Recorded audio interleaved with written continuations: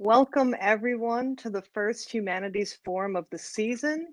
So delighted to be with you, though, of course, I wish we were gathering in person together at UMBC this afternoon.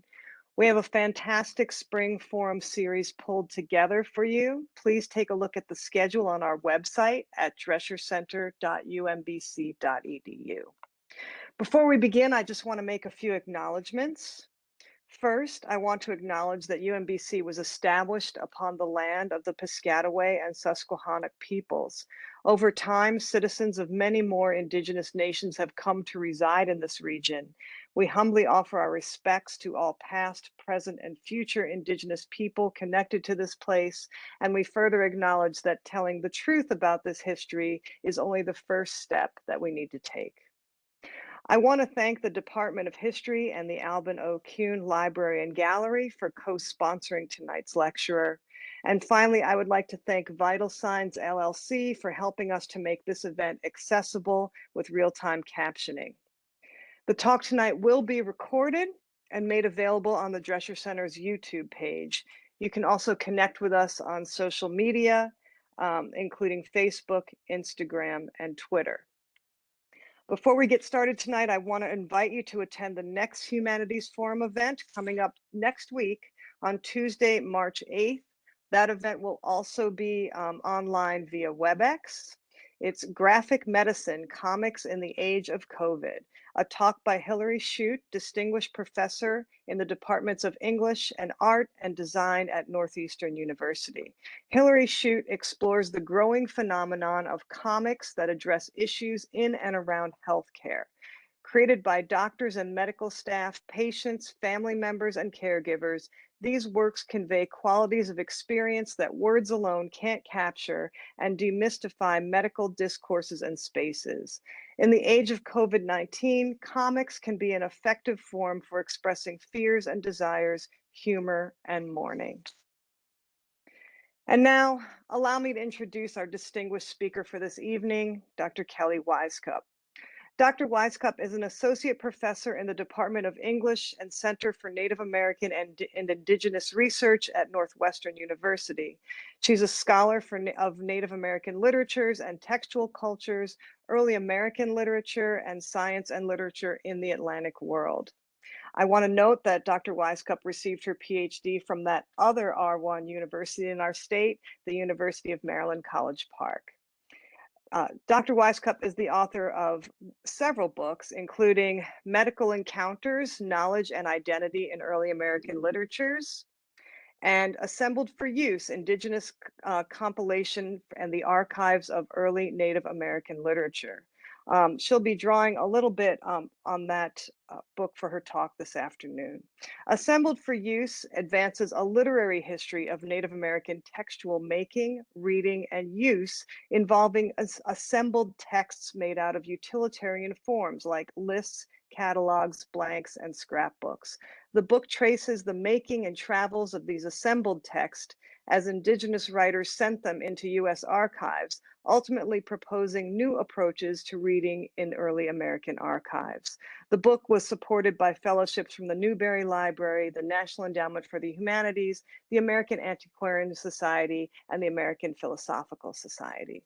In addition to these monographs, she's the editor of Good News from New England by Edward Winslow, a scholarly edition. And she's the co-editor with Lisa Brooks of Plymouth Colony, Narratives of English Settlement and Native Resistance from the Mayflower to King Philip's War.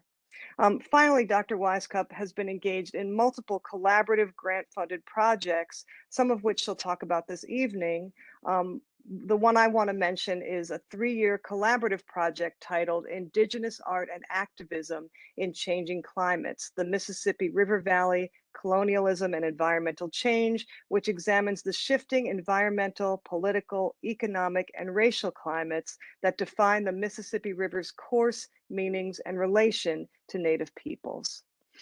There's so much more to learn about Dr. Weiskopf. I invite you to visit her faculty page and her website for more information about her work. And now I hope you'll just join me in welcoming Kelly Weiskopf. Thank you.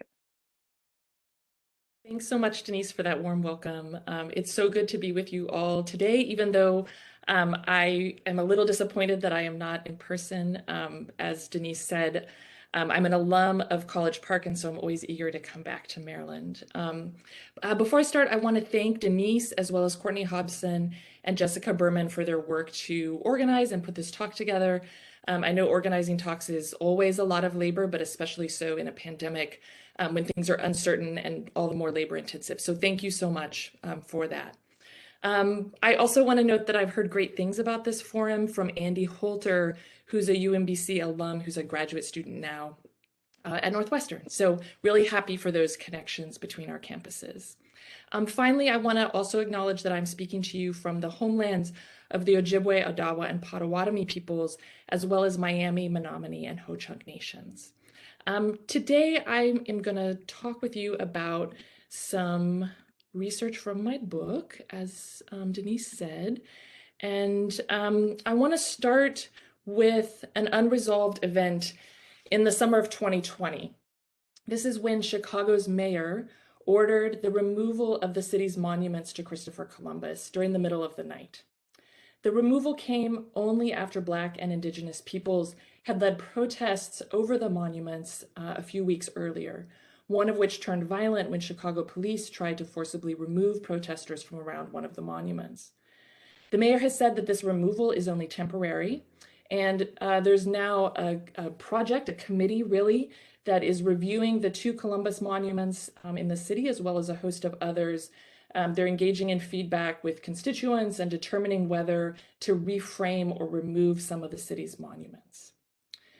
The Columbus monuments are part of an urban landscape in Chicago and across North America in which public art, and I think we can think about monuments here as well as sculptures, depict Indigenous peoples as confined to the past, as in the process of disappearing or as decontextualized aesthetic objects out of time altogether.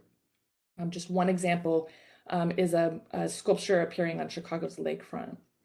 Collectively, these monuments create a landscape of memory in which Native peoples are located in the past and only in the past. This landscape likewise naturalizes settler colonial processes, rendering these processes as expected features of urban life. The monuments frame Indigenous peoples' connection to Chicago as limited to a fleeting moment, and they provide a contrast against which the city's skyscrapers and transportation infrastructure are understood as modern. These representations of Indigenous peoples make it possible for white settlers to imagine Indigenous people as absent from the city and from the present. Indigenous people are both here and not here, both in the city in the form of representations and part of its early moments of origin, but also not in the present and not part of the city's own historical narratives that it tells about itself. I think another way to say this is that these monuments allow for settlers to actively and continually disavow both Indigenous peoples' ongoing relation to their homelands and ongoing processes of settler colonialism on those homelands. Two books have been really central to my thinking on this point. I'm drawing on work by Indigenous studies scholars like Jean O'Brien in her book, Firsting and Lasting. There, she shows the ways that settlers establish narratives of firsting, in which the first social order worth mention was brought by the first Europeans to the Americas, who then supposedly outlast the Indigenous peoples on whose homelands they settle. I'm also really influenced by Kevin Brunel's work, both in an article on Native mascots and his recent book on settler memory. Here, Brunel is interested in showing the ways that the simultaneous absence and presence of indigeneity is essential to political life and debates about race in the US. Brunel is interested in thinking through the ways that Indigenous peoples' ubiquity and invisibility at the same time make Indigenous peoples both there and not there, represented in American culture, in things like monuments or mascots or films, but also disavowed of active political meaning in and by the settler imaginaries. So we can see the ways the monuments render Indigenous peoples as representations, but disavow and deny their political power as sovereign nations. The monuments represent and reproduce a version of the past in which, as Brunel argues, colonialism and settlement are not so much forgotten as they are reproduced and remembered in particular ways that make it possible to legitimize contemporary violence, appropriation, and dispossession. So I have found Bernil and O'Brien really useful touch points for analyzing and thinking through these latest debates about monuments. And one of the stories that I want to tell today takes us back to a key moment that solidified ways of reproducing and remembering colonialism that resonate not just in Chicago's landscape, but also in the making of American literary histories and in the discipline of anthropology in the late 19th century. That moment that I want to take us back to is in the fall of 1893, during the Columbian Exposition and Chicago World's Fair. The fair was celebrating the 400th anniversary of Columbus's so-called discovery of the Americas. And the city was taking Columbus as an icon for the fair, as well as for the kind of narratives of progress, discovery, and invention that Chicago wanted to tell about itself at this moment. So the city had recovered from a devastating fire 20 years earlier. It was trying to establish itself as a kind of railroad and industry hub at this moment. Let me just try to describe the exposition briefly. It took up over 600 acres on the city's south side. It had dozens and dozens of exhibits. There are buildings devoted to each state in the United States. There are exhibits that featured manufacturing. There are exhibits on machines and agriculture. There are exhibits on mines and fishing and transportation. And there are competing exhibits on anthropology. I'll talk more about those in a little bit. And so you can see on the right side of this map the spaces where the buildings housing these exhibits are stored. And the kind of spur that comes out on the left is called the Midway Plaisance. It functions as a site for kind of open air living exhibits where people, mostly non-white people from around the globe, lived and sort of performed their cultures for spectators who were eager for a taste of what they saw as the exotic. So into this huge spectacle circulated a small birchbark pamphlet written by the Potawatomi writer Simon Pokagon. Pochegan begins his pamphlet with an extremely strong critique of the fair. He writes, "On behalf of my people, the American Indians, I hereby declare to you, the pale-faced race that has usurped our lands and homes, that we have no spirit to celebrate with you the great Columbian Fair now being held in the Chicago city, the wonder of the world. No, sooner would we rather hold high joy day over the graves of our departed fathers than to celebrate our own funeral, the discovery of America." So if the first story I want to tell today is about the ways that the fair solidified ways of telling histories of colonialism, the second story I want to tell thinks through Pochegan's refusal of the fair's celebrations as part of an Indigenous reading practice that Pochegan brought to the fair. We can see in this quotation here the ways that Pochegan rewrites the fair's narratives of progress and discovery into a story about a funeral. And I'll argue today that this refusal of the fair's celebrations was accompanied by an approach to reading in the archives of empire that contested the ways colonialism was being remembered and reproduced in 1893. So I'll spend about 3/4 of my time in the talk discussing the World's Fair and the competing reading practices that circulated there, both those that anthropologists were using and the practices that Pochegan is modeling in the greeting. My work on Pochegan emerged in part out of archival research on the fair and on the pamphlet's materiality and content for my recently published book, which Denise mentioned. I really love this artwork by the artist Marie Watt that we got permission to use for the cover, so I'm sharing the cover with you here. And I've got a link to Marie's work on the slide here if you want to learn more about her. So the book has a longer version of this talk in its last chapter, but my thinking about Pochegan really got its start in the classroom when I moved to Chicago about 7 years ago and started teaching Pochegan as part of a course I teach on the literatures of Indigenous Chicago.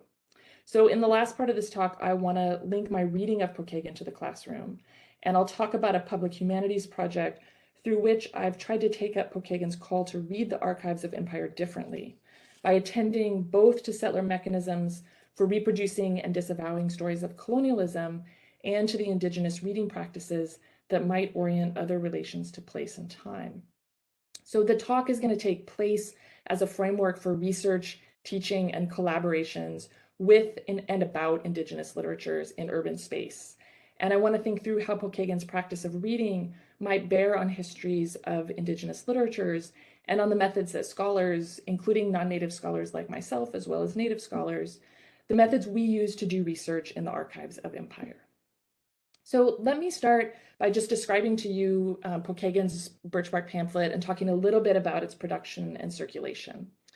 The pamphlet is printed in 1893 in the small town of Hartford, Michigan. This is about 2 hours by car from Chicago.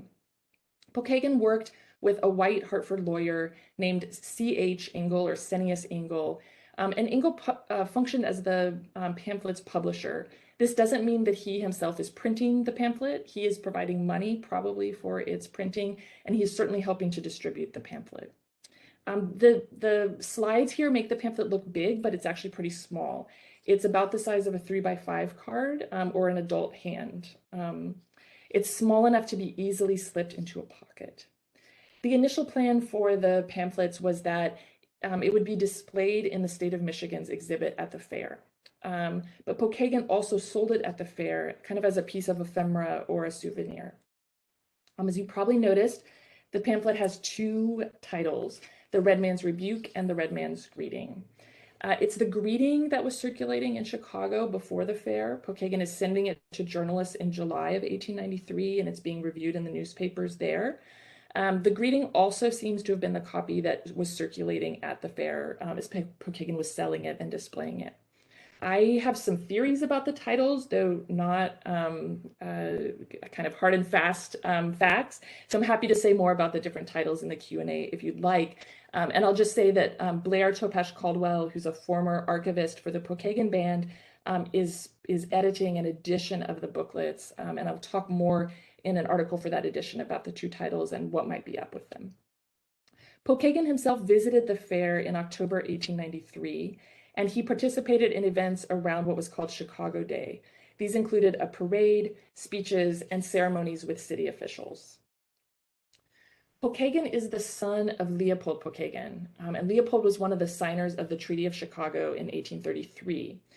Leopold, along with other leaders from Potawatomi, Ojibwe, and Odawa communities, signed the treaty which ceded the lands on which the city sits to the United States and provided for the removal of Indigenous peoples from the communities whose leaders signed the treaty to be removed west of the Mississippi. So just to locate you kind of briefly in kind of federal Indian policy, this is 3 years after the Indian Removal Act has been passed. Leopold Pochegan, however, successfully advocated for a provision in the treaty that allowed his community to remain on lands in Michigan. And in 1893, the Potawatomi Pochegan were living in several communities across Southwest Michigan. They're now a federally recognized tribe, and their tribal headquarters is still in Southwest Michigan. Now, probably the most arresting feature of the pamphlet is that it is printed on thin pages of birchbark. These pages evoke Potawatomi people's relations to their homelands, which encompass parts of what's now Michigan, as I mentioned, as well as what are now the states of Indiana, Illinois, and Wisconsin. And you can see in this map, the Potawatomi homelands are marked in dark green, kind of at the bottom right of the map. Pochegan made this relationship between Birchbark and Potawatomi homelands explicit in an 1898 article he wrote and entitled Indian Native Skill. In that article, he explained that birchbark is thin, tough, and paper-like, and he writes that it's useful for making things like hats, caps, dishes, kettles, canoes, and wigwams. The bark, Pochegan suggests, is not just a surface or a vessel. It supports and is part of ceremonies. It secures marriages. It cements social relationships among community members. Pochegan wrote in the greeting that he made the decision to print that pamphlet on birchbark out of loyalty to his people. So by taking birchbark as a surface for print, Pochegan was invoking these relationships among Potawatomi peoples, their loyalty to each other, and the relationships they had with birchbark trees across their homelands. Printing the pamphlet on birchbark also allowed Pochegan to place the pamphlet within Potawatomi understandings of time. He explained in that same 1898 article that birchbark objects demonstrate, as he says, what our people are now and what they may become. So the pamphlet's birchbark pages invoke Potawatomi people's long-standing practices of making inscriptions on birchbark, including both alphabetic writing and pictographic symbols, even as the pages also refuse any nostalgic reading of those practices by also looking toward Potawatomi futures or what the people might become. The greetings birchbark pages ground Pochegan's critique of the fair in Potawatomi relations to place, and in the expectation of a Potawatomi future. So after his penetrating criticism of the fair on the greeting's first page, the quotation that I read to you a little bit earlier, Pochegan details in a series of episodes some of the consequences of colonialism. He begins with a story about an elderly Indigenous man who has a dream in which he's lifted up over the earth and sees a spider web spread across the continent made of rods of iron. In this description of the railroad, the man sees monstrous spiders that rush across the earth as birds, animals, and people flee in terror. Pochegan describes white men as training these monsters for the warpath, here linking the railroad to territorial dispossession and the multiple acts of violence through which U.S. settlers were claiming Indigenous lands. These effects are environmental as well. Pochegan describes forests falling, streams and lakes drying up in advance of the trains, and he says that everything our forefathers loved to look upon was destroyed, defaced, or marred.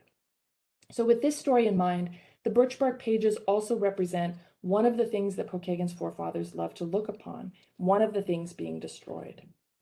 Toward the end of the pamphlet, Pochegan imagines a judgment day in which the Great Spirit enumerates the wrongdoing of settlers and their mistreatment of Indigenous peoples, and then consigns them to punishment. And I'll return to this scene of judgment later in a little bit. I want to now turn us to talk a little bit about what's going on with anthropologists and their displays at the fair. So when Pochegan and the greeting traveled to Chicago for the fair in 1893, they both enter a space in which curators at the fair viewed the displays of Indigenous peoples and their belongings as essential to the stories they were attempting to tell about Indigenous peoples' place in time and political relation to the U.S. There are hundreds of Indigenous people in Chicago in 1893 for the fair. And the historian David Beck has written a really great book that documents as closely as possible the names of those people, where they worked, and how long they were in Chicago. It's a book called Unfair Labor, if you're interested in learning more. Some Indigenous people lived on the fairgrounds for the duration of the fair, so a little bit over a year. Others visited for a shorter time as part of exhibits or to do performances at the fair. These living Indigenous people found a strange double in the mannequins of Indigenous peoples in display cases, and in the many, many cases of decontextualized objects, from canoes to tools to clothing. There were, in fact, so many displays of Indigenous peoples' mannequins and belongings that replicated each other that some commentators described the experience of going to the fair as one that felt like groping for order in a series of crowded exhibits. They said that they pretty much all looked the same if one wasn't a curator with specialized ethnographic debates in mind. So despite this sense of the average fairgoer's experience of confusion and disorder, scholars have written about the fair as a kind of turning point in the history of anthropology and ethnographic practice. So it's a moment that's seen as serving as an engine for academic programs of anthropology, like the one at Columbia that would soon be led by Franz Boas, who in 1893 is an assistant curator at the fair. And the fair is also seen as making possible institutions like the Field Museum of Natural History in Chicago. Some of the materials on display at the fair were taken to the field after the fair closed. So I want to keep these institutional and disciplinary histories in mind today, even as I want to think about the fair as a space that's dedicated to teaching fairgoers how to read Indigenous people's bodies, Indigenous people's belongings, and Indigenous people's histories. As the comment that I mentioned earlier about groping for order among confusing displays indicates, these acts of reading were not yet stabilized within disciplinary methods just yet, but were still being kind of worked out and debated. There are a couple of comments from fair curators that I think help us understand the fair as a scene of ethnographic reading, so let me take you through those. The first is from the curator Otis T. Mason. He works for the Smithsonian Institution, and he's curating the Smithsonian's ethnological exhibit. So Mason says that he has arranged the costumes and art productions of these language families in separate alcoves, so that the student taking his position in one of them may have before his eye the practical solution of some of the theoretical questions which have recently arisen concerning the connection between race and language and industries and philosophies. So what Mason is saying here, I think, is that he is arranging objects belonging to Indigenous peoples within what anthropologists had determined were language families or related languages. And then Mason expected that those displays would reveal to readers where they could locate Native peoples in racial categories and in timelines connected to industry and knowledge. But Mason also encourages viewers to experiment with adopting different perspectives through which to obtain answers to these questions about race and other categories. And he continues, in order to afford the student another point of view from which to look at the same set of phenomena, a few alcoves have been arranged upon another plan, in which a typical industry is made the primary classific concept, tribe or nationality the second concept, and linguistic affinities the third concept. So in his experimentation with different ways of organizing Indigenous peoples' belongings, Mason was encouraging viewers to try out different perspectives and different ways of correlating objects with race, industry, and knowledge. He envisioned the exhibits as spaces where people would experiment with seeing through racial categories, with testing out how looking from different angles might reveal different ways they could classify Indigenous peoples. Curators also envisioned that fairgoers would compare Indigenous peoples with the displays dedicated to US and European histories and cultures. In this case, they imagined that viewers would engage in a comparative process through which they would draw conclusions about where to locate Indigenous peoples in historical and cultural hierarchies. The collector, Hubert Howe Bancroft, noted in his report on the fair's official anthropology department, called Department M, saying the general plan is to illuminate in a series of object lessons the development of various phases and adjuncts of civilization, as architecture, household conveniences, appliances and methods for the saving of life and labor, for the discipline and reform of criminals, for the cure of the sick, and the relief of those who are in need. For curators, Native peoples and their belongings constituted a foundation for these object lessons, reflecting the supposed phases of civilization. Frederick Ward Putnam, who's a curator at the Peabody Museum at Harvard and lead curator for Department M, says that the great object lesson of the fair could not be completed without Native people being present. Putnam worried that without Indigenous peoples, the exposition will have no base.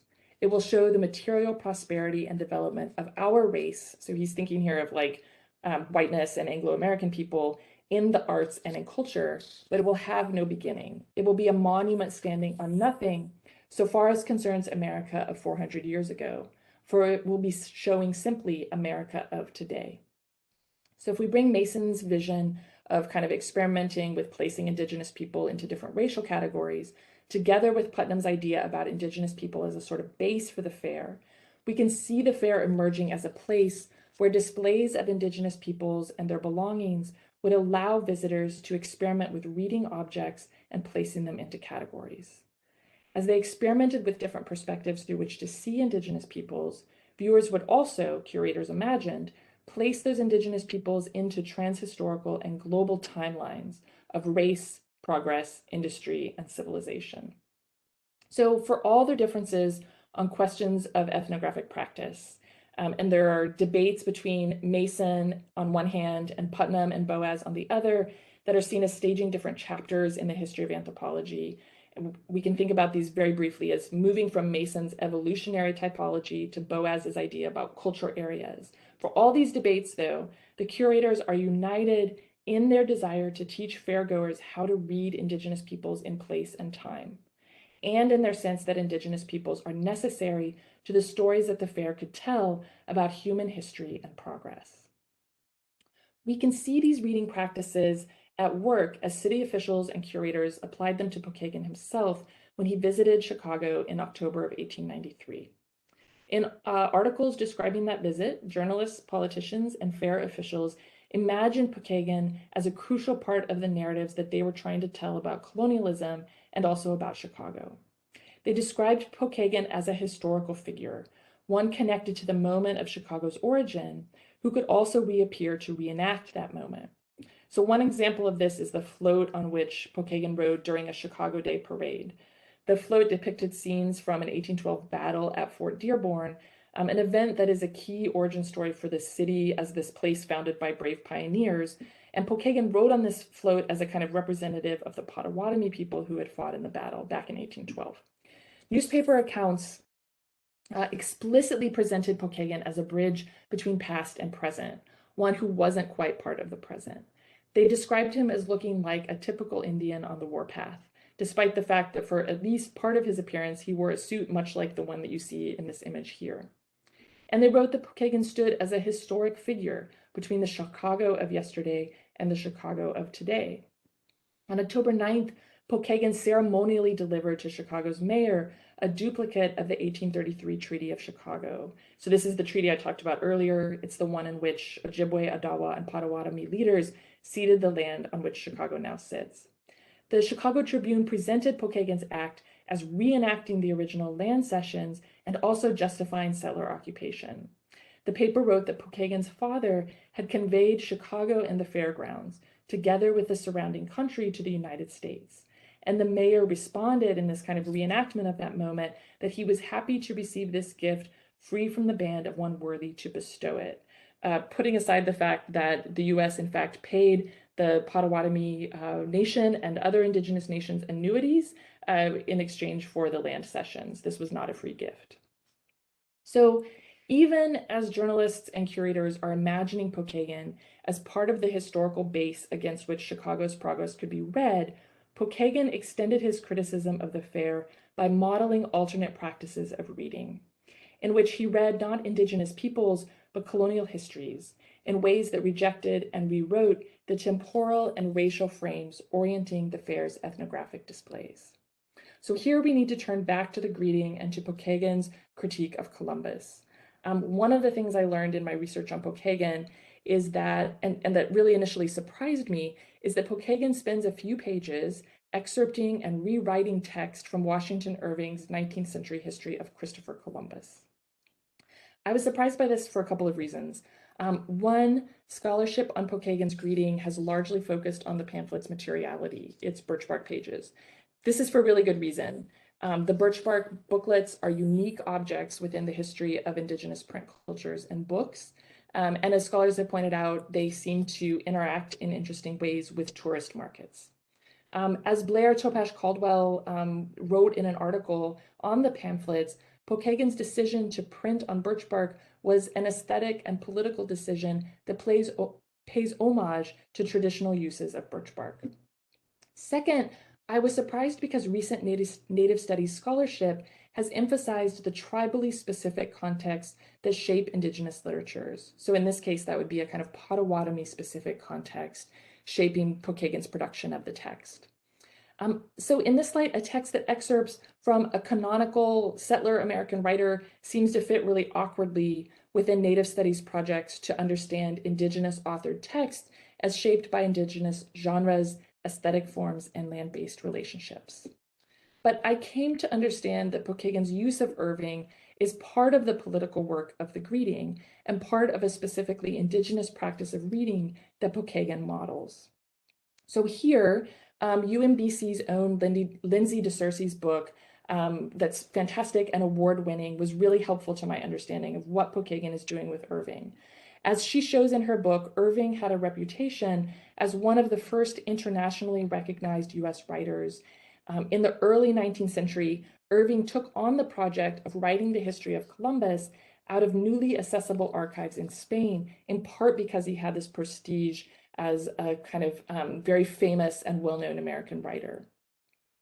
By the 1890s, so about 70 years after Irving does this work, so 70 years after Irving does this research on Columbus, by the 1890s, Irving's writing is central to the nationalist literary histories that editors are formulating in anthologies and in serialized magazines. So if you've ever taught from or read from the Norton Anthology of American Literature, Irving is really important to the formation of early versions of that anthology in the 1890s. Pochegan's compilation of pieces from Irving's text engaged not just the history of Columbus and its popularity in the 19th century, but the host of archiving, reading, and publishing practices through which US writers were producing histories of the continent and of American literature. So let me take us through Pochegan's selection of quotations from Irving's history and his revision of them in the greeting. I'll then talk more about how these selections are part of a more extensive discussion of reading practices across Pochegan's work. Pokagon selected quotations from Irving's history that describe the kindness of Indigenous peoples, their practice of holding land in common, and the prosperity and peace that characterized their communities when Columbus arrived in the Americas. But Pochegan did not read these quotations straightforwardly as an accurate account of the past or of what happened in the Caribbean in 1492. That is, he did not reproduce them as historical narratives. Instead, Pochegan illuminated the archival practices through which settlers were constructing histories of Columbus and colonialism. Pochegan does this in part by effacing his reliance on Irving's text, which he never mentions at all in the greeting. So this is another reason I was really surprised when I figured out that he's excerpting from Irving. Instead, Pochegan urged his audience to read the following, left on record by Peter Martyr, who visited our forefathers in the day of Columbus. So here Pochegan is altering Irving's text by suggesting that the 16th century Italian anthologist of the literatures of empire, Peter Martyr, visited the Americas himself. This is not true. As Irving notes, Martyr is gathering information from written reports by Columbus and other colonists. But by detaching Irving's name as author and suggesting that Martyr traveled to the Americas, Pochegan is inventing archival genealogies, in this way unmooring his account from European and US historians' obsession with Columbus's journals and the other archival documents on which they drew to reconstruct histories of colonialism. Pochegan also rewrote Irving's text, and in particular, his descriptions of Indigenous peoples in the Caribbean. So Irving attributes Indigenous peoples' deaths to their despair and weak bodies. He suggests that they're unused to labor, they're affected by their soft climate, and that they perhaps even preferred death to enslavement by Spanish colonizers. Pochegan describes this history quite differently, making some key edits that departed from his source, even while still claiming that he's quoting from Irving. Rather than focusing on Indigenous peoples' natures, Pochegan details Spanish colonists' treatment of Indigenous peoples. He identifies enslavement, deception, and torture as responsible for the loss of Indigenous lives and homelands. And he assembled the depictions of Indigenous peoples in the 15th century without the laudatory accounts of Spanish discovery with which they appeared in Irving's and Martyr's histories or in the fair celebrations of Columbus. In the greeting, the excerpts serve as a record both of Columbus's voyage and, due to their origin in Irving's life and history of Columbus, a record of the ways that US settlers are representing these histories and constructing colonial archives.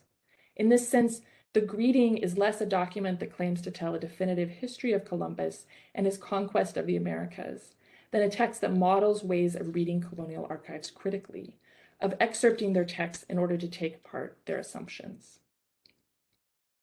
Pochegan concludes the section in which he excerpts and rewrites Irving's history by asking readers to pause here, close your eyes, shut out from your heart all prejudice against our race, and honestly consider the above records penned by the pale-faced historians centuries ago.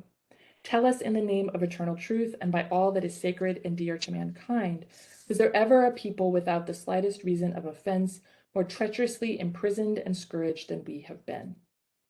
So in Pochegan's model of reading, people must pause and close their eyes. We can think here about him asking readers to close their eyes to the fair's displays, in which Native people are a base to the US and what it viewed as progress, and to accounts that would imagine Native people as a bridge between past and present. Instead, the greeting is an object that trains its readers in ways of critically assessing colonial histories and of seeing the long-lasting and ongoing effects of colonialism.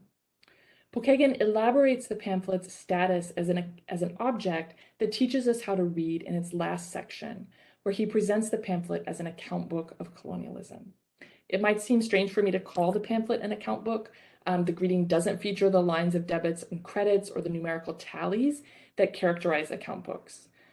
But if we take a closer look at what Pochegan says, by returning to the scene I mentioned earlier, in which he imagines a moment in which the Great Spirit summons everyone before him to be judged, dividing them into pale-faced and red spirits, I think this claim about account books will become a little more clear. So in this imagined scene, Pochegan turns to the red spirits or Indigenous peoples first, and he comforts them with the assurance that their prayers for deliverance from the iron heel of oppression through centuries past are recorded in this book now open before me. made from the bark of the white birch, a tree under which for generations you have mourned and wept. On its pages silently have been recorded your sad history. It has touched my heart with pity, and I will have compassion. So this scene suggests that the Great Spirit reads from the very book that readers hold in their hands, the book made from the bark of the white birch, and that contains accounts attesting to Native peoples' sad histories.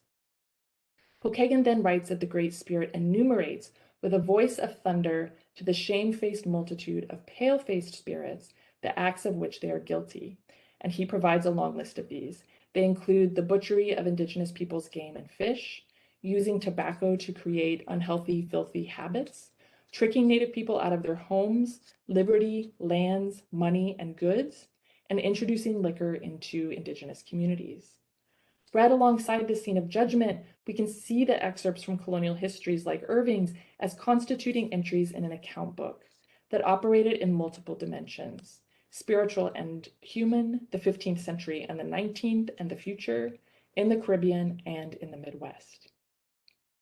Pochegan also referenced account books often in his writing, and he described them both as relics of colonialism and as objects that could ground Indigenous readings of colonial histories. In a newspaper article that he published shortly after the fair, Pochegan presented account books as an alternate source for histories of the battle at Fort Dearborn in 1812. He described seeing the Astor account books, so these are from the American Fur Company, and Pochegan said that they feature the finest writing I ever saw. While examining them, my heart whispered, if these books come up in evidence in the world beyond, no expert will be necessary to read them. Pochegan returns to a very similar description about 6 years later in his autobiographical novel Queen of the Woods, published in 1899, where he wrote that he went up to Mackinac Island, where he had stayed all night at the old Astor House on the island, which is now run for a hotel. The old Astor books are still kept there as relics of early days. In the books of 1817 and 1818 and so on, I found the invoice for whiskey exceeded that of all other goods. The handwriting is the plainest I ever saw.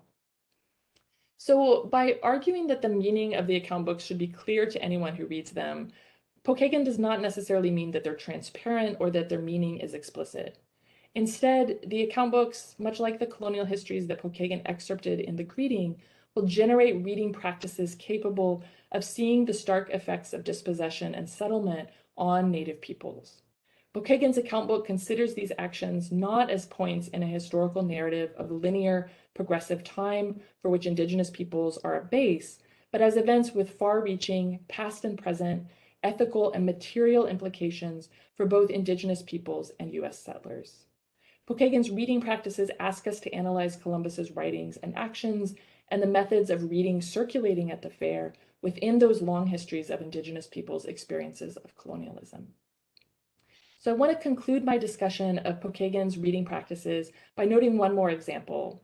This one also from Pochegan's autobiographical novel, where he expands on the account book's plain and fine writing. Pochegan includes what he calls an object lesson. This is perhaps a rewriting of the fair's own object lessons. In the novel, the lesson is provided by an Odawa woman named Ashtaw, who is known as a temperance worker. I've got a long quote for you here that I'm just going to summarize, so feel free to read along or just to listen. Pochegan writes that Ashtaw kept a stock of snake's eggs that she dyed in beautiful colors and placed on green moss, creating a lovely display. She called a group of children to her and asked if they would like to hold one of the eggs. Pochegan wrote that the children were entranced with the little beauties, and they held the eggs delicately, only to have the eggshells crumble away, and from each come forth a little snake squirming and wriggling in their hands. Then, with a shriek of horror, they would let the young reptiles drop and scatter like leaves in a whirlwind.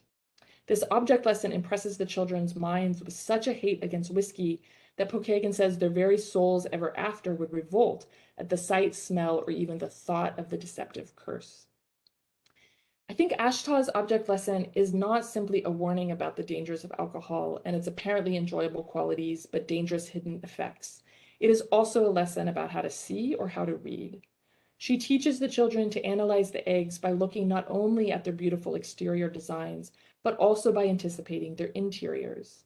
That is, the children must look not only at and across surfaces, but also at interiors and what is hidden in them. The object lesson trains the students in the mechanisms of colonialism. Its laudatory histories obfuscate an ugly, violent form.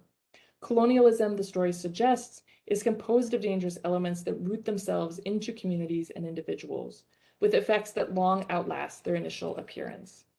Ashtaw's lesson teaches the children how to see surfaces and their interiors, how to anticipate future implications or consequences, and how to respond to them.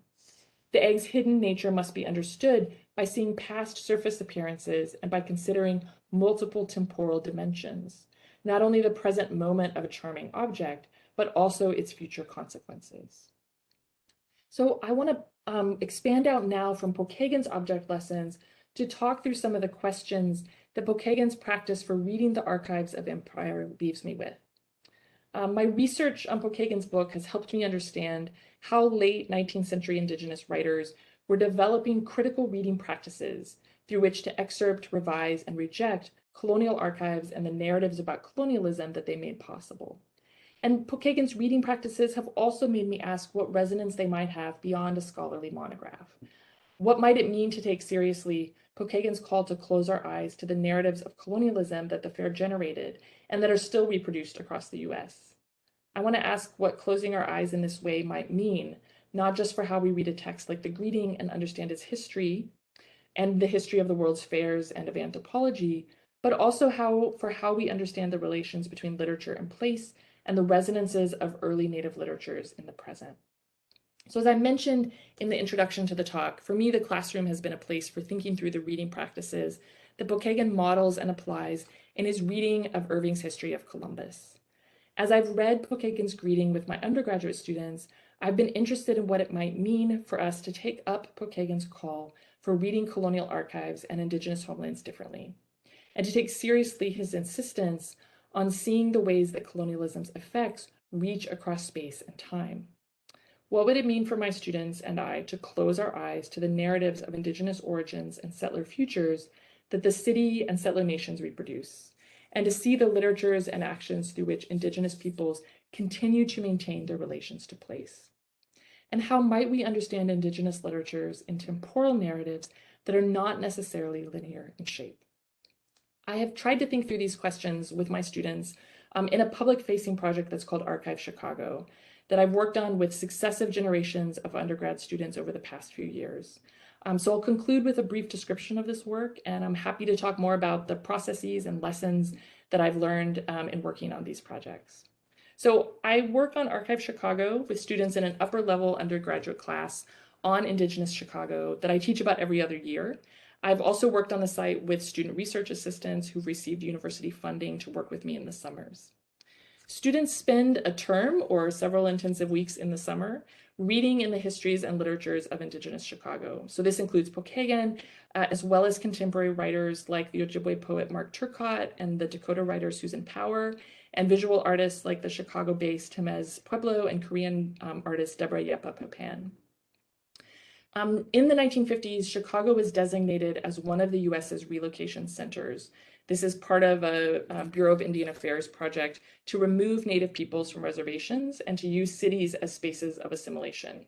The idea was that Native people would live in heteropatriarchal, single-generation households, that they would come to desire industry and productivity, some of the same things that people are interested in producing and exhibiting at the fair in 1893. And ultimately, the hope of the relocation project was that Indigenous people would break ties with their homelands. So as a result, the body of literature by and about Chicago's Indigenous peoples includes works by writers like Pochegan and others whose traditional homelands include the city, as well as people who are in the city because of relocation that started in the 1950s, or folks who have come to call Chicago home for other reasons. Our city takes place as an archive, a place that holds, arranges, and reproduces stories in ways that give them meaning and power. Fundamental to this framework is Indigenous studies scholarship that we use to approach place in three ways: as a site where multiple histories and temporal epochs are embedded, as a space where contestations over power and knowledge are staged, and as a site where effaced stories can be recovered or newly heard. And so one of the things we do in the course is think about how Indigenous literatures might remap colonial geographies And we draw this term remapping from the Seneca scholar Mashana Goman's study of how Indigenous literatures can rearticulate and renew relations to place despite and beyond conceptions of private property. Taking place rather than a historical period as our framework pushes the origin stories, temporal hierarchies, and narratives of disappearance the city and the US tell about Indigenous peoples to the background, while foregrounding Indigenous homelands and ongoing relations to place. So I do want to be clear here about the stakes and limits of this project. And one thing that's at stake in Chicago are the unceded lands on which much of the city's lakefront and some of its most expensive real estate sits. So this would be Michigan Avenue and the really fancy condos and high-rises that are in that area. These lands were created out of lake fill. This is basically rubble from the 1870 fire that destroyed much of the city that people threw into the lake and then built on top of. So you can see in this map, the kind of far left line, and the darkest line is the kind of 1830s shoreline, and everything to the right of that has been built on top of lake fill. In the early 20th century, the Pochegan band of Potawatomi Indians brought claims against the city, arguing that they had not ceded the Lakeville lands and that the newly built land was not legally U.S. territory or part of the city of Chicago. And the claims were denied, but the Pochegan band continues to press the claims. So the stakes for how histories of colonialism and land cession are reproduced include the return and proper compensation for lands that are some of the most profitable in the city. So what I hope my students and I can do is to make visible and also to clog up the mechanisms of remembering colonialism that justify the appropriation and dispossession of Indigenous lands, including the Lakeville lands, but of course not limited to them. I also hope we can follow Pochegan by closing our eyes to narratives of the city that place Indigenous peoples and their political sovereignty in the past. And here, by closing our eyes, I don't mean to ignore those narratives. I don't think that's what Pochegan is saying, but to refuse to accept them as naturalized and to attend as well to the relationships Indigenous peoples sustain with the city and to their active political claims. So with this in mind, throughout the course, we follow our reading of Indigenous studies scholars and writers with visits to place. These are both places where the narratives of colonialism are reproduced. So you can think back to some of the images of monuments I showed at the very beginning of the talk. And we also go to places that are significant for and that have been shaped by Indigenous peoples. This might be the American Indian Center of Chicago, or a community-created bricolage on an underpass. The middle image here is an image of that bricolage.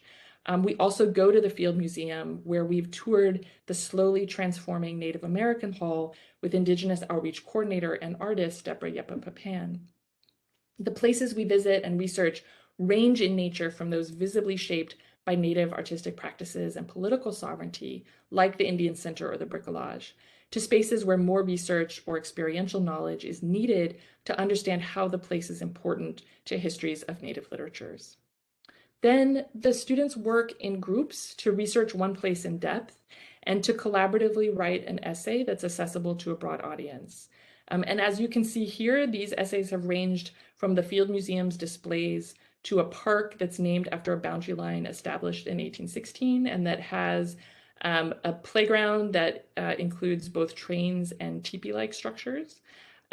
These essays include places where Native people worked, like the City Ballet, where the Osage ballerina Maria Tallchief was lead choreographer, or the offices where the early 20th century activist Carlos Montezuma practiced medicine. As part of their research, students visit the place and observe how Indigenous people are represented or named, if at all, at the site. They talk with experts, and here they talk to scholars, they talk to artists, members of Chicago's Indigenous community who are connected to the peoples and the places they're researching. This practice of consultation is especially important as it locates some of the authority for histories of the city outside of paper archives, and they also ensure that the students understand they're writing for an audience that includes Indigenous peoples. I think about Archive of Chicago as a project that asks students to account for and to act on the responsibilities that inhere as a result of being in a place. In this case, their time in Evanston or Chicago as students on the homelands of Ojibwe, Odawa, and Potawatomi people.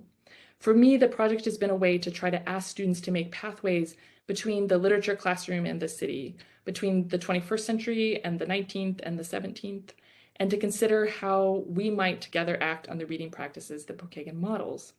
And finally, it's been a tool with which I've tried to locate the expertise for learning about Indigenous literatures and the places where they're made and circulated beyond the classroom and the archive. So I'll stop there. Thank you so much, and I'm happy to answer questions and have a conversation. Let me figure out how to stop sharing. Okay. All right, thank you so much, Kelly. For those who don't know me, my name is Courtney Hobson. I'm a program coordinator in the Dresher Center for the Humanities, and I'll be leading the Q&A. If you have any questions, please feel free to pop them either in the chat or in the Q&A box. While you're thinking of questions to ask, I'll start us off with a question that you actually teed up at the beginning of your presentation, which is, why are there different titles for the pamphlet? Thanks so much. I was hoping somebody would return to that. So Pochegan, at least that I have found, does not ever say explicitly why there are two titles.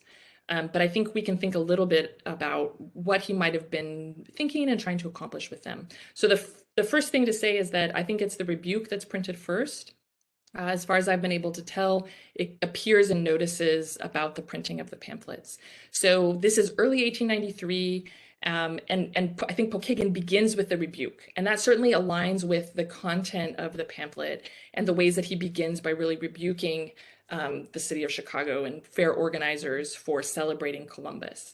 I think it's also the case that copies of the rebuke are printed later. So like there are late 19th century reprintings and also some early 20th century reprintings as well. So I think Pochegan returns to the rebuke as the sort of title that he wants. I'm not sure how long he works with the greeting, and he's certainly sending copies of the greeting for a while in 1893, but it seems to be specifically the title that he goes with for the fair. So we can think about the ways that he might have understood the spaces in which he was going to be at the fair and the ways that he wanted to try to circulate and sell copies of the pamphlets, and thinking perhaps that a greeting would sell better than a rebuke.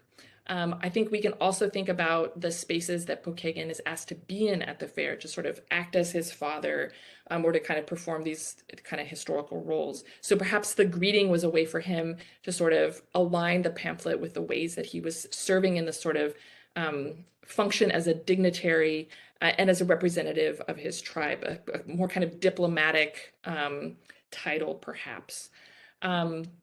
And then I think the return to the rebuke at the end of the 19th century is important because I think it suggests that Pochegan saw a kind of afterlife for this pamphlet that, you know, was produced specifically for the fair, and it does refer specifically to it in its first pages, but that he sees its rebuke as lasting beyond just that moment and as something to which he wants to return at the end of the 19th century, as he's also publishing in periodicals and in magazines. So those are theories, but I think that I use the greeting to talk about the fair specifically, because that's the pamphlet I think is circulating there.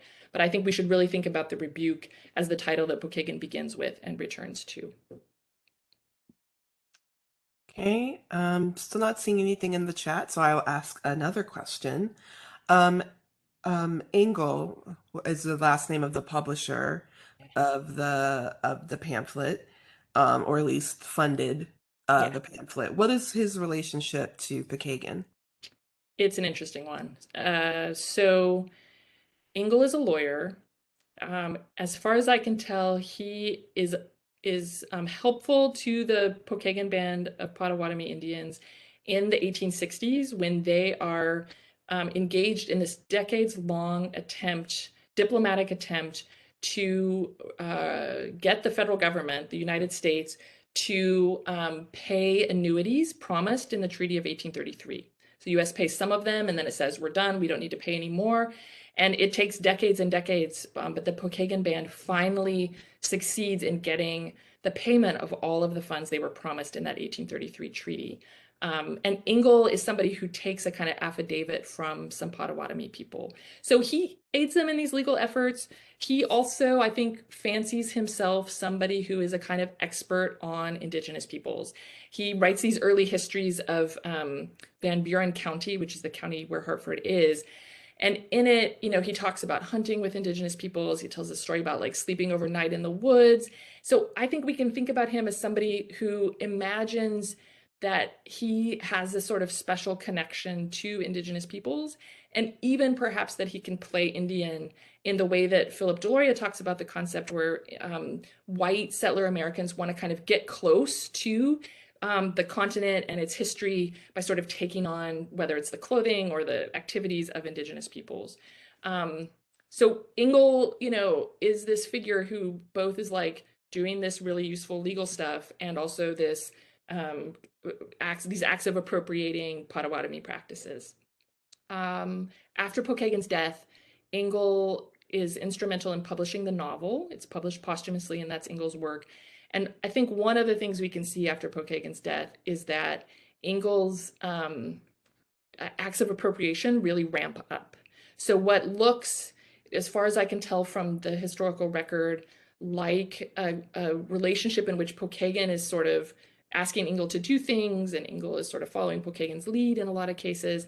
After Pochegan's death, Ingle starts doing things like loaning out or selling Potawatomi-made baskets and other objects for profit, or exhibiting them as part of Indian fairs. And he produces a super weird and problematic theatrical version of Pochegan's novel. So he turns it into a play. So we can see Ingle kind of doing these things after Pochegan's death that I think range farther along the spectrum, not just of playing Indian, but of appropriation and profit. But he is somebody who I think has an arc in terms of the ways he's interacting both with Pochegan and Potawatomi peoples over the course of his life.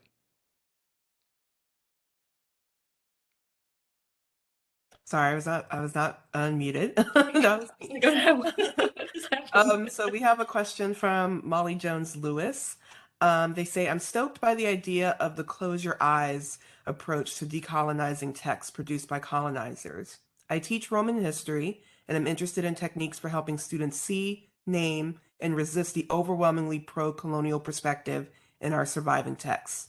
Are there any other go-to tactics or techniques you would suggest for students who want to resist colonizing source material?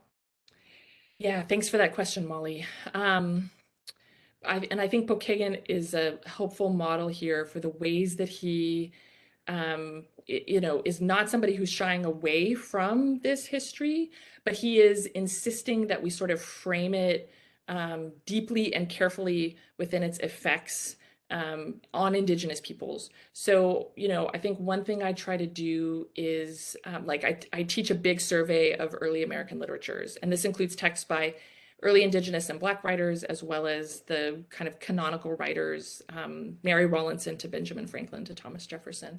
So one of the things we try to do there is one of the things I try to do is to give students a sense of the ways that Black and Indigenous writers are themselves responding to and reframing the work of colonizing texts, and also that sometimes they're ignoring them. So I think especially in early periods where there's a lot of responding to and resisting of these colonizing texts, we can get into a situation where we're sort of always in the response mode. But I'm also interested in ways where an Indigenous writer might simply ignore what a colonizing text is doing, or sort of refuse to play on its own terms. And I see the kind of close your eyes comment as a little bit like that, like an attempt to sort of tone down the noise and the sort of in-your-faceness of what's happening at the fair and these narratives of Columbus, and to sort of see the story to be told and the people telling it in very different ways. I think another thing, just thinking about Pochegan and sort of staying with him, another thing he does is he is really insistent on telling hemispheric histories of colonialism. So there's a article he has in which he envisions Indigenous peoples from the Caribbean coming north to warn Indigenous peoples in North America of Spanish colonists and what's happening in their homelands and what's coming. So to think about these long Indigenous histories of the continent that maybe don't have to kind of go through Europe in order to make sense or to be framed, but to kind of work with Pochegan to envision these conversations between and among Indigenous peoples. I'm not sure if that works for Roman history, because I confess that it is not an area of expertise, but thanks for the question. I hope that's a little bit helpful. Okay, next question comes from Robert Walls. They say Pochegan's booklet presents a sophisticated intellectual argument within an evocative cultural document. Was his thinking shaped by participation in an intellectual discourse with peers, perhaps Andrew Blackbird or his publisher Engel, or someone else, Indigenous or otherwise? That is a great question. And I really appreciate it because it lets me talk about a piece of the chapter that I didn't have time to address today. So yes to Andrew Blackbird. Andrew Blackbird is a old friend of Pochegan's. They attend school together for a little bit, and there are really long-standing relationships between Odawa people. Blackbird is Odawa from kind of farther north in Michigan. I know that's not very specific, but closer to the UP. And there are longstanding relationships between Odawa folks up in the UP and Pochegan Potawatomi folks. One of the interesting things about Pochegan's work, not so much the greeting and the rebuke, but more his novel, is that he's also excerpting from Blackbird's history of Odawa peoples. And so there's definitely a textual relationship there. There's definitely a friendship there. There's definitely a long knowledge between the two families and communities.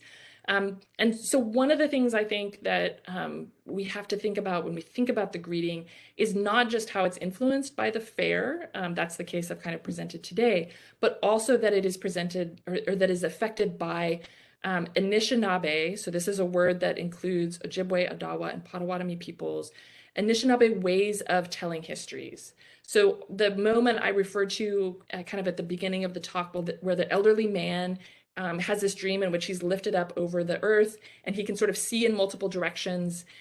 He can see in the past and the present, and he can see over space. In the chapter, I think about that as a moment where Pochegan is in dialogue with Anishinaabe practices of telling history, in which one isn't necessarily interested in a linear beginning to end sort of story, but being located in place and being able to kind of look in multiple temporal directions from that place. And so people like Andrew Blackbird are using this approach. People like the Ojibwe historian, his name just went out of my head. His last name is Warren, William Warren, I think. Apologies for the name fleeing out of my head. Warren and Blackbird are both using this practice, and the Margaret Noden, who's a poet and translator, teaches at the University of Wisconsin-Milwaukee, has talked about both Warren and Blackbird as engaged in this practice of sort of telling cycles of stories that are located in place and kind of move dynamically in time. And I think we can see Pochegan's perspective on colonialism and colonial history as also taking up these historiographic practices that Indigenous peoples in the Midwest and the Great Lakes are using. I hope that answers the question. Courtney, I cannot see it, so if I have yes, no, you did answer the question. Feel free to remind me. Say again? No, you did. You answered your question. Awesome. Thanks for the question, Robert. The next question comes from Denise Maringolo. She says, thank you. This has been fascinating. The 1893 World's Fair looms large in my own research. Forgive me if I missed this, but was Pochegan located on the Midway among the peoples who were put on display? If not, where was he? In either case, do we know or can we imagine how he saw himself in relationship to both the anthropology building and the Midway? Yeah. Thanks, Denise. And I would love to talk with you more about the World's Fair and to hear more about your work.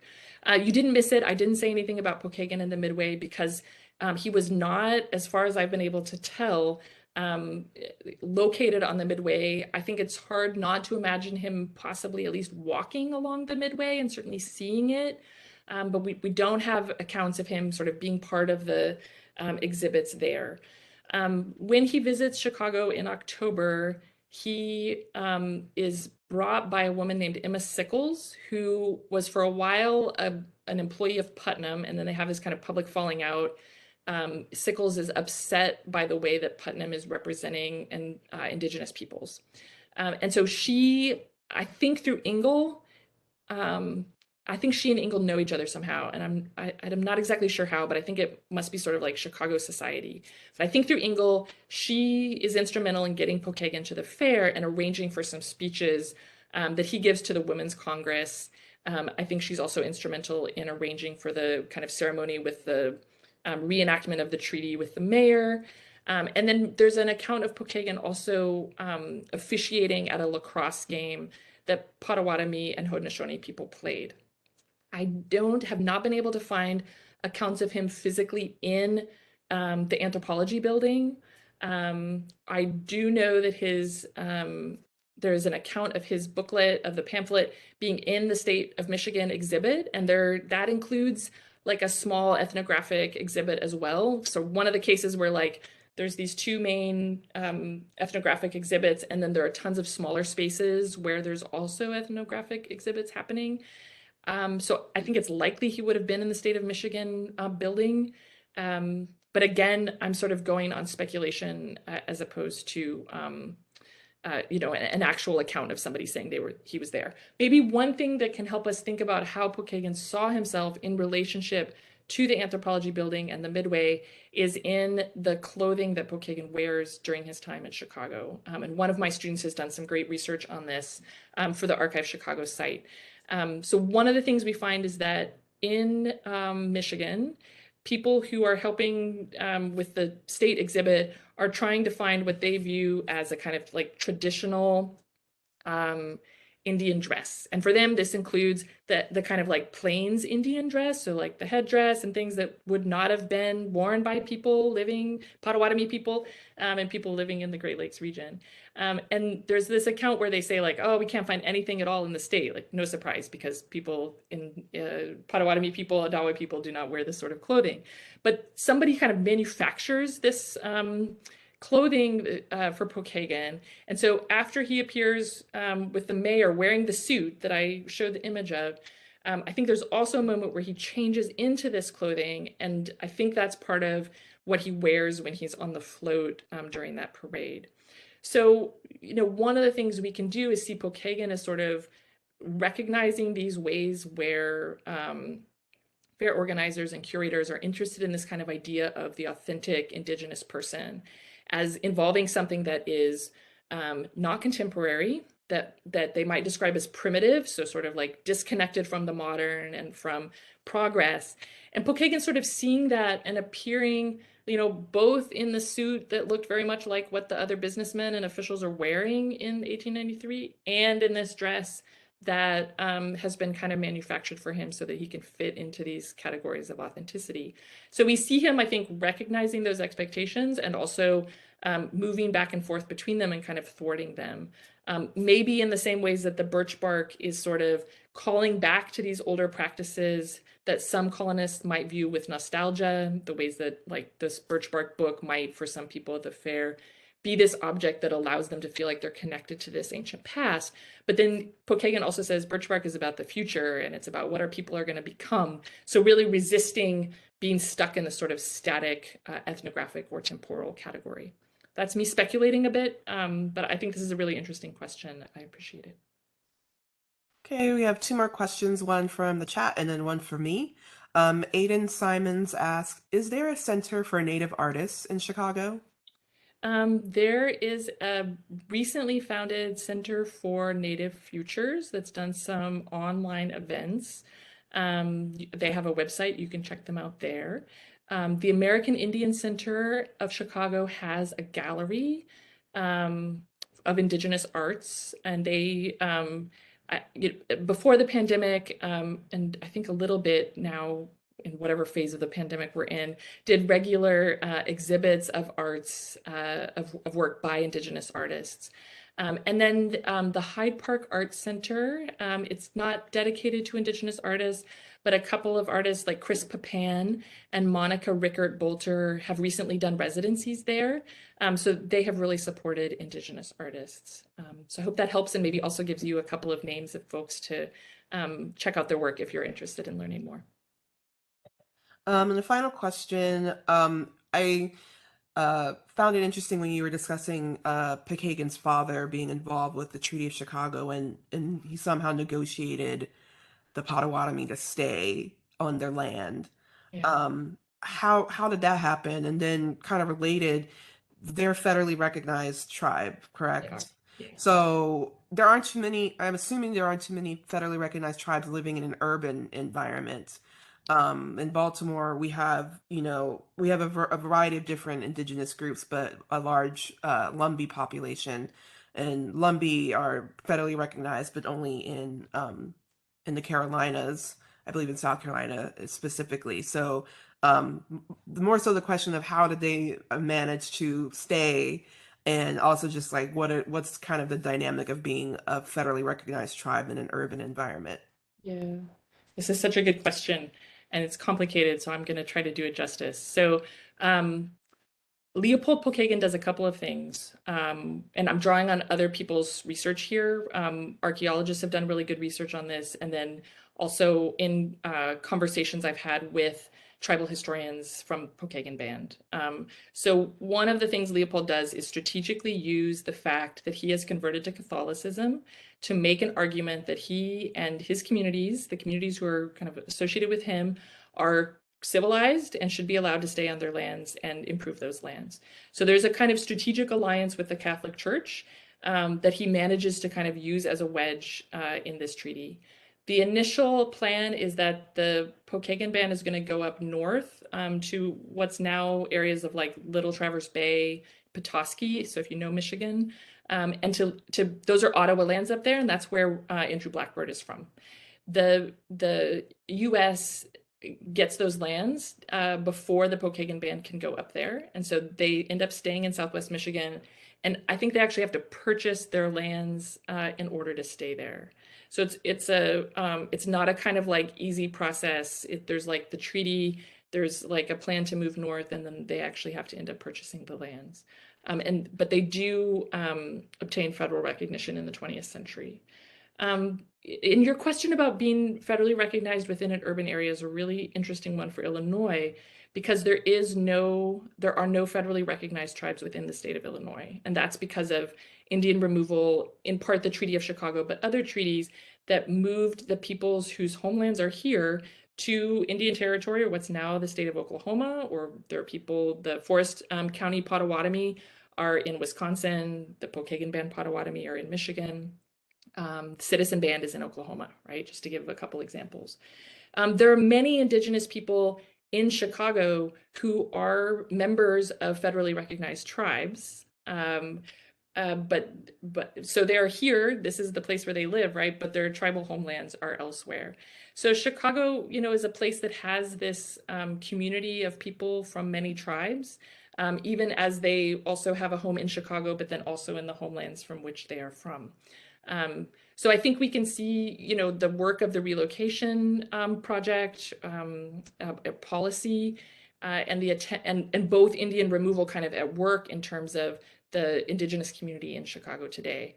I will say, as somebody, who works at a university and has been teaching for an Indigenous Studies minor, I think that not having federally recognized tribes within the state, I think makes it difficult for, or maybe like allows city officials, university officials to kind of operate as if this absence means that they don't have obligations to people. So like if it's not very visible for those officials, then they feel like maybe they don't have to act. And so I think it creates interesting dynamics for talking about institutional obligations to tribal nations, some of whose members might be here, but whose tribal headquarters are elsewhere. Yeah, similar story in Maryland. The Piscataway have state recognition, but no federal recognition, so that I'm sure complicates things a bit. Yeah. Well, thank you so much for your talk. It was very informative. I learned a lot today. I'm sure everyone who joined us did too. And I think that's it for today. And I hope everyone has a good rest of their afternoon. Thank you, Kelly. Thanks so much, Courtney, and thanks folks for the questions. Great to visit even virtually. Take care.